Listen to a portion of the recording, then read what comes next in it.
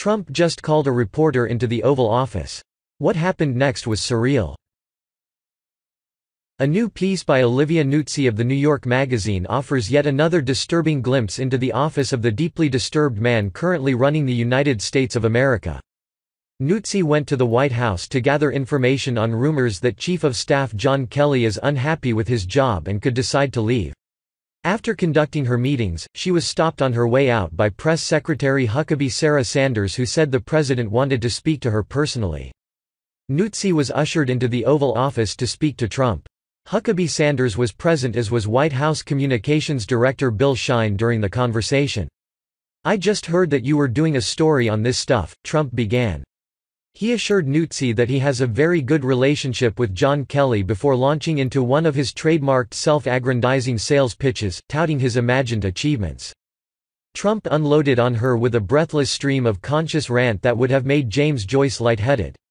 He bounced from Nikki Haley's resignation to the economy, to China, to Iran, to his poll numbers, jumping from topic to topic without drawing any connections between them, a consequence no doubt of his infamously short attention span.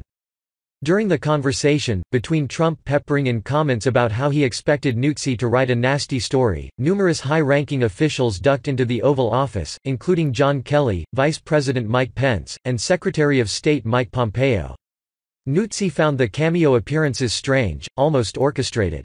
This was beginning to feel ridiculous, like this was the reunion episode of a sitcom, in which Bob Saget might come out next to an applause track, she writes. When Nuzzi got around to asking President Trump about special counsel Robert Mueller's investigation into possible collusion between the Trump campaign and Russia, he unleashed another incoherent, discursive hurricane of words. At one point, Trump demonstrated his own governmental ignorance by referring to Senator Richard Burr RNC as a judge at the Senate committee. Judges do not sit on the Senate committee, senators do. Reading the transcript, one gets a good picture of the disconnected mass of rotting, randomly firing synapses that constitute President Trump's brain. Take a deep breath and dive in. Well, the Mueller investigation, if anything, it's showing that the Democrats colluded with Russia and others. And it's showing there's no collusion from me. There never was. And yes, I'm very satisfied with the way that's going. It's a process. I'm very satisfied. I consider it to be an illegal investigation. It should have never been called. But is there anything there? Nothing. There's no collusion. There is no collusion. By the way, I don't know if you heard, Senator Richard Burr just came out, he said, "No, we have found no collusion." He's a judge at the Senate committee. Note Burr is chair of Senate Intelligence Committee, and Nunes and all of them, Congressman Nunes came out and said there's no collusion. So, you have two committees that spent much more than a year on this and they have found no collusion. North Carolina Senator Richard Burr just made the statement, just very recently. He said I found no collusion. You know why? Because there is no collusion. And they only interviewed, hundreds the number of people is, incredible. The money that's been spent is incredible. They've found no collusion. So, as far as other things are concerned, I think we're just doing great. Yes, am I concerned about the election?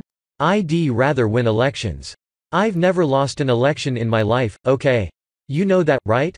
I've run one time. It was for the presidency. I actually had a senator come in and say, "Mr. President, I've been a senator for 24 years. Sir, I think this is the way you should do it." I said, "Well, I've just been a president for 2 years. It's the only time I ever ran for office." He said, "That's one of the most amazing things that I've ever seen, and I've been doing this a long time." It is sort of interesting. Nuzzi's entire interaction with Trump and his administration reads like a surreal fever dream and serves as ready reminder that an absolute lunatic is our president, supported by opportunists and sycophants who will throw their support behind whatever lies come dribbling out of his mouth. Read the whole piece here.